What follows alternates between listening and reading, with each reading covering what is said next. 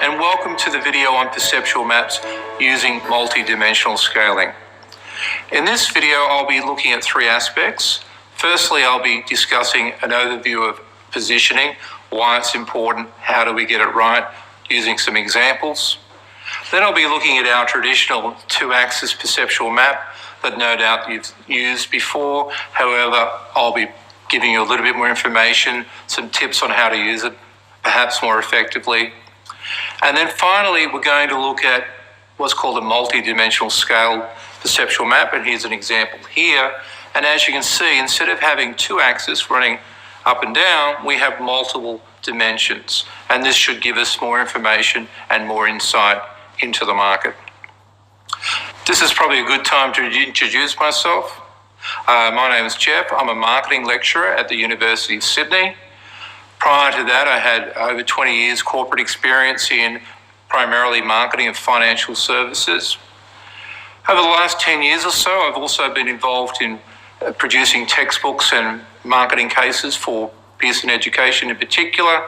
Plus, I've self-published a number of books, and I've also developed and run a number of educational websites. The ones that are important for us in this video are perceptual maps, segmentation study guide, and cluster analysis for marketing. You will find lots of good information and tools on those sites for you. Where I fit in as a marketer, I would describe myself as an analytical marketer. I initially started my career more on the analytical side as a market researcher, but then transitioned into marketing communications, brand management, new product development, and then finally into marketing strategy and a marketing manager. But what I do now with my teaching and my materials is I develop information and tools for everyday marketers and give them tools to make them a little bit more analytical, more comfortable making decisions based on some of these techniques, such as we're going to look at today. Okay, let's have a look at what positioning is. Obviously, it's a key topic in marketing. You've come across it before, and it's an important part of running your business. Positioning, as we know, is all mental. We communicate things through our marketing mix to the marketplace, our advantages, our key benefits, our product attributes, how we stand out, how we're better than competitors, and we're hoping that the majority of the target market accept that and interpret that appropriately. In terms of getting positioning right, there are three dimensions I think are important. It should be very clear, very distinctive, and it needs to have a strong competitive basis.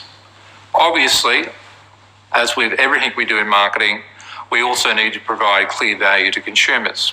Now, I'm going to give you examples of each of those, but I'm going to start with a very simple generic example. So here's a photo from a major supermarket of the pasta sauce aisle. Now, when you think about it, pasta sauce is pretty basic. It's tomato, herbs and spices all mixed up. You can make it at home. But here we have a very generic product that has a significant amount of shelf space. There are more than a dozen brands listed here or shown here, and they each have multiple products. So there's a lot of choices. You go in wanting to buy tomato paste, and what do I get? This is where positioning comes in. You want a consumer to walk in and say, that's what I'm looking for, that's what I need, that's what I want. Positioning allows us to do that. It gets us customers, it wins market share. Without positioning, we're just another tomato sauce in the aisle and very little sales. Okay, positioning, first point, should be very clear. So here's one of my favorite examples. This is from Brisbane, and these are billboard signs that you'll see around the city, and it has 4 words: Brisbane's worst vegetarian restaurant. Now, this ad works on 2 dimensions. One, it draws you in, it gets your attention, and you try to interpret it. The reason is, why would somebody say how bad they are? And then you quickly process it, oh, well, they're not good at vegetarian, they therefore must be good with meat and steak. So we in 4 words, they communicate it very quickly, we are great at steak. Voila, easy as that. So positioning should be clearly communicated and very precise. Positioning should also be quite distinctive. It should stand out. So I'm going to give you 2 examples of brands in the flavoured milk market. Again, like our pasta sauce, is this a very generic product? It's milk with some flavoring. Again, you could do it at home. So here's two examples. The first one is for oat milk, which is a relatively strong brand in Australia. And we've got our angry person here who has been the spokesperson for the brand for a while. And you can see the tagline around hungry, thirsty. What this brand is trying to position to is not anything to do with the product itself. It's not about the taste, the flavour, etc. It's a situation that consumers find themselves in. They feel like a snack. They wander off to a convenience store, not really sure what I want. Am I hungry? Am I thirsty? And they've got this decision period where they just can't make a clear decision. And in the ads, that's what they're targeting. That moment of indecision, when you're not sure what you want, then this is the solution. This is the product for you. This is another brand. You can see it on the packaging. The name is jumbled, but the brand name is Dare Iced Coffee. Again, it's flavoured milk. What they did is they, again, didn't position anything to do with the product itself, but it was positioned around a situation.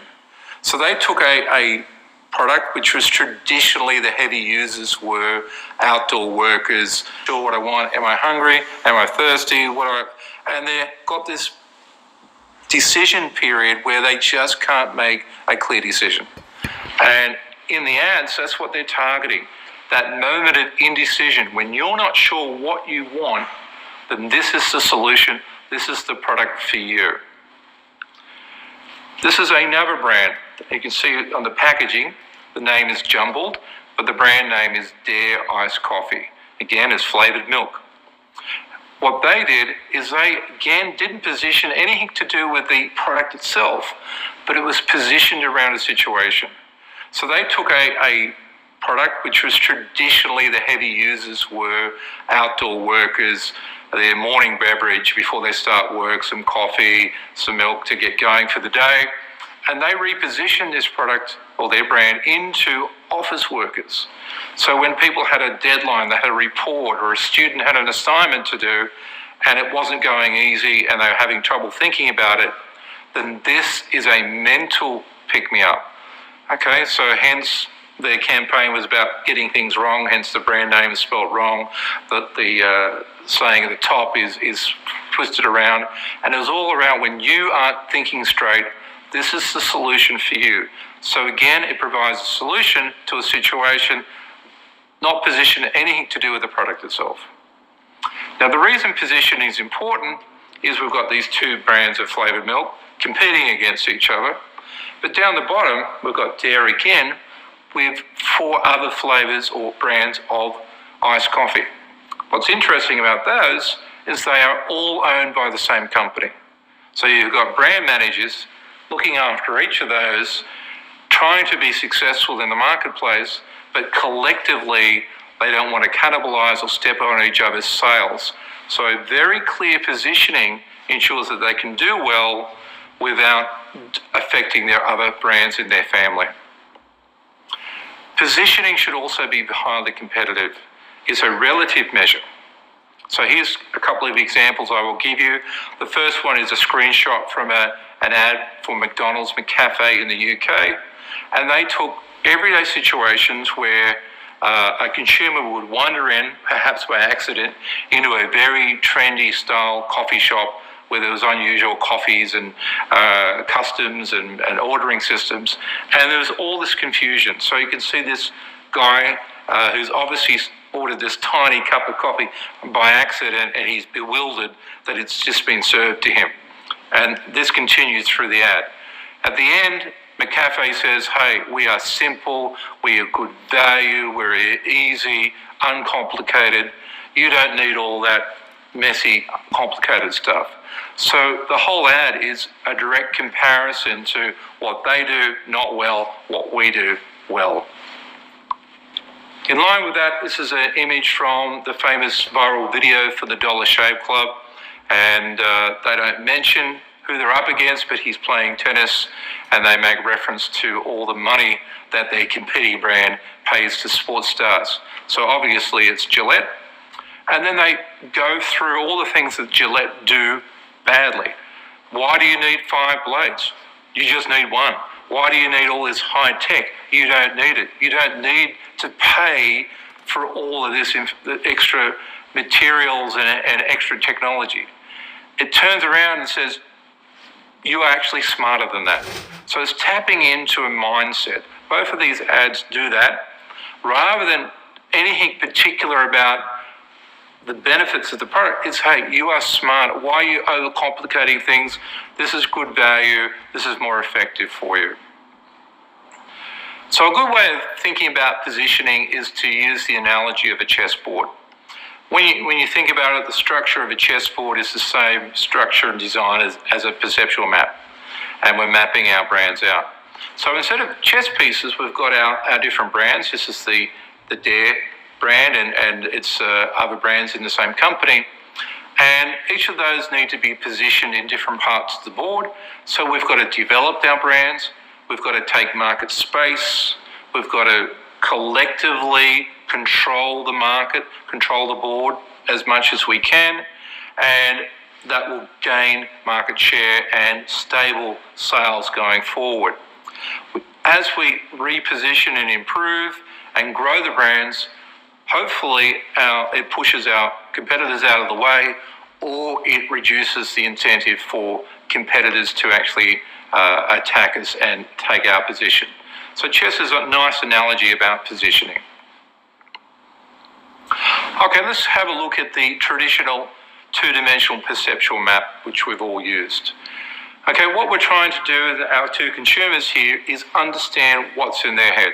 How do they classify, how do they think about and differentiate between products? So all we're doing is trying to put that visually in some sort of diagram or a map in our case. So what we're trying to think about is how they see the market, how they see the brands. As marketers, we've got our view of competitors and how that works, but we really want to understand how competitors see it. And what I'll talk about a little bit later is we need to do that based on determinant attributes.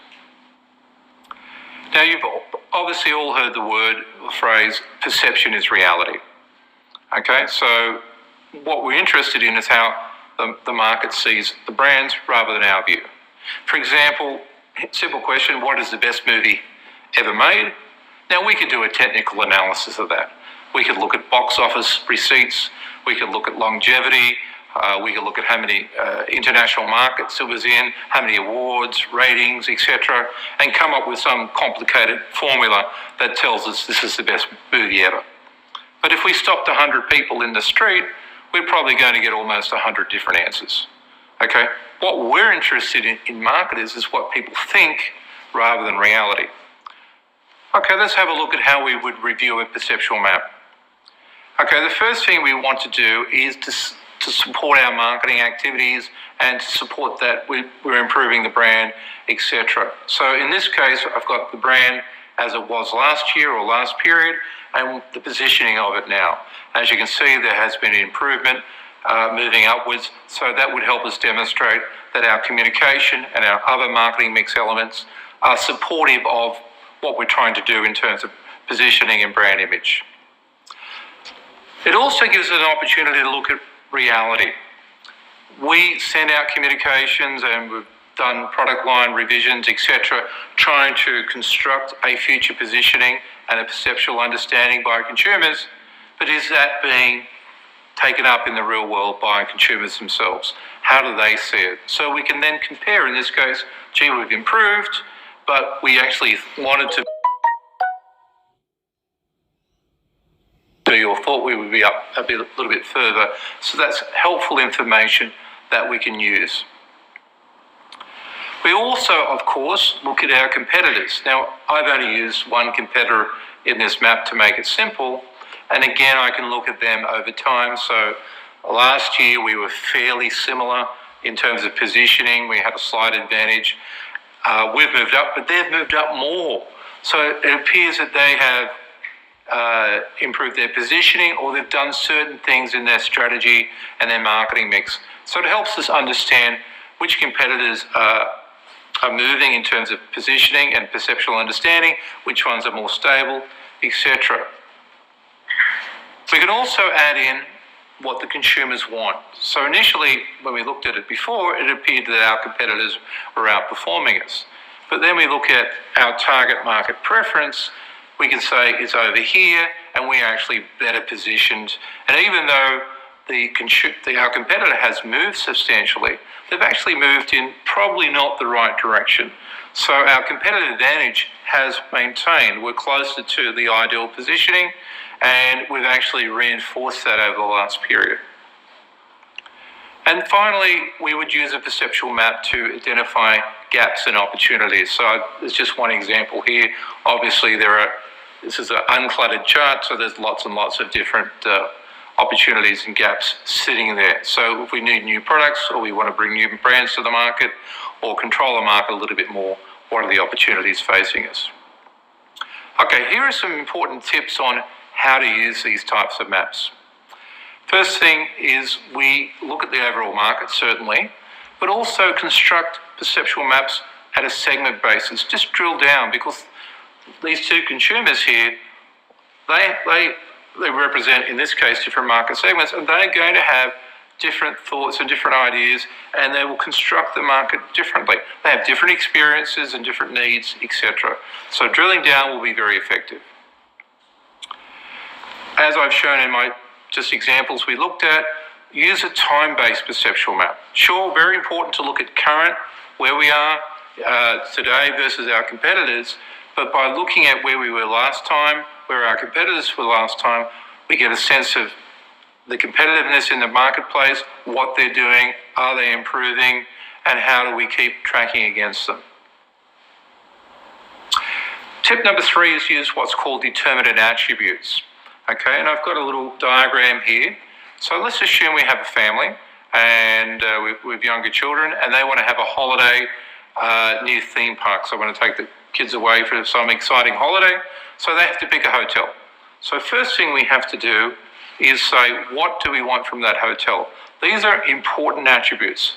So we want a swimming pool, we want a kitchen, it's got to be at least 3 stars, etc. So that takes all the possible hotels that we could go to, and it drills it down to our consideration set.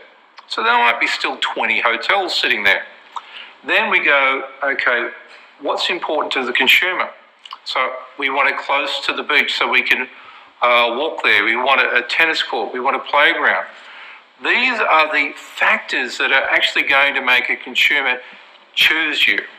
Okay, so they're the determinant attributes. So you may have a fancy hotel and high-rise, etc., but the difference between the two hotels in the consumer's mind is that one had a better playground. There was more stuff for the kids to do. Or this one had 5 tennis courts, this one only had 1 tennis court, we'd never get on. So the determinant attribute can actually be quite a basic level. So as a marketer, we actually need to know what is the decision points and use those in the mapping. Number 4 is to review more than one map. Typically, we pre-pick the attributes. Oh, let's do a map based on this one and that one and put them together, and there's our map. But if we've got, in this case, possibly 25 attributes that we've asked in a market survey, and we've done to that time and expense to construct that, putting all those together, 1 versus 2, 1 versus 3, we end up with 300 different maps. And obviously that takes a long time to do. So what you have as part of this course is a template that you can download to do that very quickly and effectively. So when you download it, it looks like this. You can see there's 10 attributes across, and we can enter up to 25 brands. And once we put the data in, it is very easy to use. We just indicate the number. I want to have a look at attribute whatever versus the next attribute, and the graph is more immediately produced. And then I just change the number, 1 versus 2, 1 versus 3, 1 versus 4, etc. And those maps are immediately produced, which means that I can actually look at 300 different perceptual maps inside an hour and identify, oh gee, that's unexpected. Now, obviously, that may be helpful, but what's going to find is there's insights, things we hadn't thought about. If we just pick the attributes first, we are guided by our view of the market. If we go through a lot of attributes And then we find things, we're identifying and uncovering extra insights and no longer forcing our view onto the marketplace. We're more willing to take the consumer's view. Tip number 5 is don't use the attributes of price and quality together. Okay, because we end up with this correlated relationship between the two. And the reason is a lot of consumers think it costs more money, it must be better quality. So if we're in a shop and there's 2 TVs side by side, $500, $1,000 must be better. That may or may not be true, but that's how a lot of consumers think, particularly in markets that they're not experienced with. So anytime you see this correlation between the two attributes, where it's going in the same direction, effectively that tells you it's considered the same by consumers, so that might be helpful information, but effectively you're also only mapping one attribute. So probably not a strong perceptual map to present. Number 6 is to watch out if your brand is always in the middle of the map. And I've just got an example here for Pepsi Next.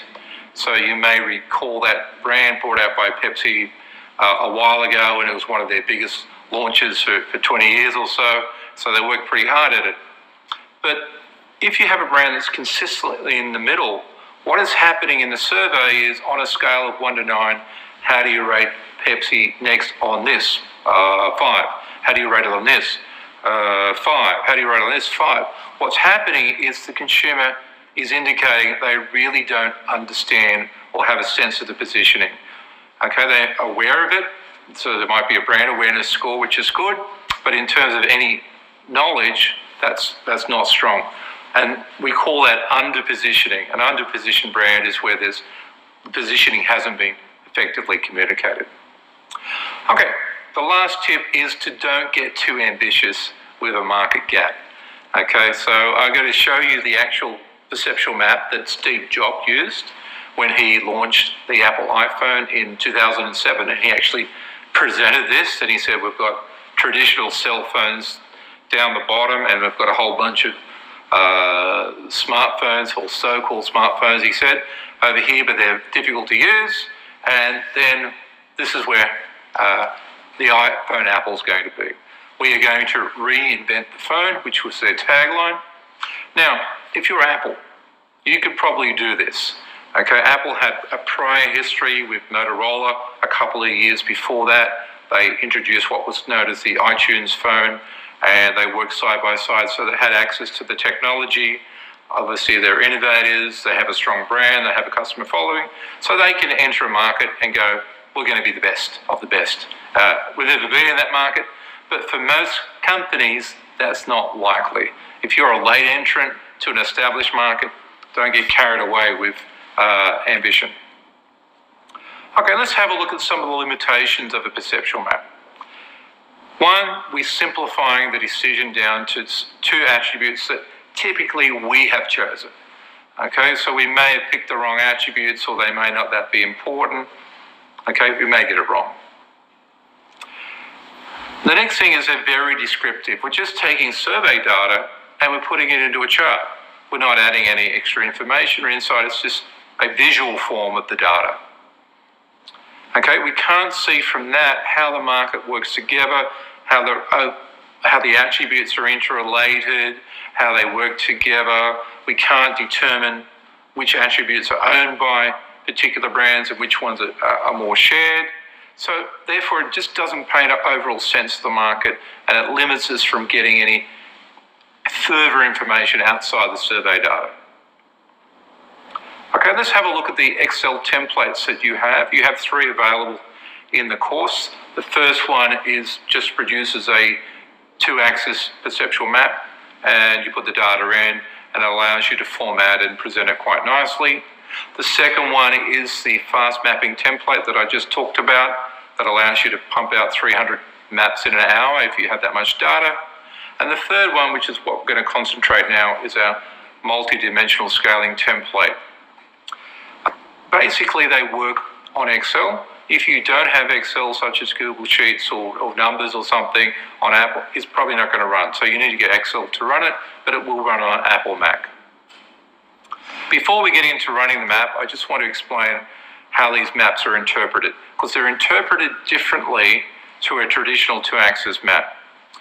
In this case, I've just got a very simple example, brand A and brand B, and using 3 attributes. Both of them scored 9 out of 9 from consumers for their association with service. So that's strong parts of their positioning. However, we move down to choice. Brand A only scores 1 out of 9, so it's not associated with choice at all. And brand B is somewhere in the middle, 5 out of 9. And the reverse is the situation for innovation between them, 5 and 1, around the other way. When we map it, we can see that service is in the middle. And when you look at that, you go, well, hang on, why isn't service near A and B? Now, A and B are apart because they're opposites on other attributes. And service fits in the middle because they're fighting over that attribute. They're both strongly positioned to it. And when you, like a tug of war, if you're pulling on something, 2 strong entities, it's going to fit in the middle. And that's what's happening. That's a shared attribute. And the others, even though they're not as strong, relative to their competitor, it's 5 versus 1. They own that much more strongly than their competitor. A shared attribute is what we call a point of parity, that all competitors seem to share it, and consumers expect that brands will have that. The other ones gravitate to what's called an own attribute. So it's just us, we own that attribute. And the combination of points of difference and points of parity form our overall positioning. So let's have a look at what the template will do. So here's some pretend data for attributes and brands across the top. And what the template is trying to do is compare each point with each other. So it's comparing brands to each other, comparing attributes with each other, and of course comparing the brand to the attribute. Now the brand to the attribute has been given by the consumer. So they've scored each brand on each attribute out of some sort of scale, so that data is provided. And then the template then works out, gee, how similar are those attributes in terms of the pattern and the scale of scores, and the same with the brands. And surprisingly, the template allows you to look at 50 attributes and 25 brands. If we have that many, there are almost 3,000 comparison points being made. The template then tries to map that. It uses an inbuilt program in Excel, which is free to every Excel user. You just got to load it in. It's called Solver, and it uses that to calculate thousands of variations of a map, and the map is then calculating how far each of these things are apart on the map. So we're trying to replicate the map and the data together. And when you run the template, you'll see it runs maybe for about 5 minutes roughly, and that's because thousands and thousands of maps are being produced, and as it improves it keeps heading down that track and gets to the stage where it's got a good replica of the data. Okay, what we'll find is each time you run it, you'll get a slight variation. The reason of that is because there's no set answer. So if we have a map of the world, like I've got here, and we put in the distances between cities and countries, and we put that into the template, then it will produce a chart that is quite close to reality, because there's a set solution. But when we get to perceptual data, it's people's guesses, understanding, and then we're using surveys together, so we're getting that from a lot of consumers. There is no set solution. There's no way that this is the ideal map, because there's too many people involved, so we're only estimating it the best we can, so hence we get a 80 to 90% correlation. The other thing we're doing is we're taking 3-dimensional data, effectively how people think, and then squashing it down into a 2-dimensional space and showing that. Okay, now it's your turn to use the template with the data you've been provided. When you open the template, you'll see that there are 2 tabs that tell you how to set up Solver. Won't take you very long. Just remember to save the file, exit Excel, and then go back into it, and it should be good to go.